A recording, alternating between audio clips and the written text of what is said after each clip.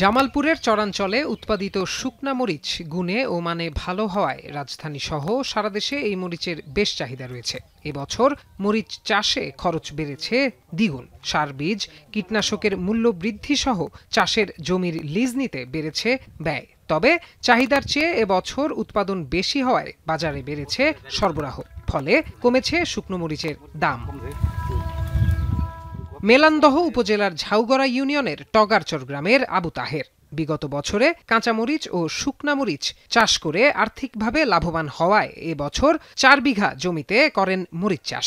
অনুকূল আবহাওয়ায় মরিচের ভালো ফলন হলেও বাজারে কাঁচা এবং শুকনো মরিচের ভালো দাম না পাওয়ায় লোকসানের কথা জানান তিনি।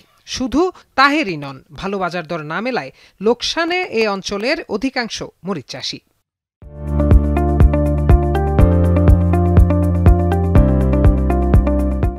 প্রতি বিঘায় উঠান সহ ৬০ থেকে ৭০ হাজার টাকার মতো খরচ। তো বর্তমান যে বাজার, এই বাজারে আমাদের পুষতেছে না। ১৫ দিন আগে দাম বেশি আছিল, ৮-৯ আছিল, এখন বাজার একবারে কম হয়ে গেছে। দেশি মরিচ বেচতেছি ৬,৫০০ টাকা, আবার হাইব্রিড বেচতেছি ৪,৫০০, ৫,০০০। এখন কৃষক বাঁচবো কেমনি? বর্তমানে এইভাবে বেচলে পরে গৃহস্থ মরা, পাইহের যাচ্ছে পাইহেরও মরা।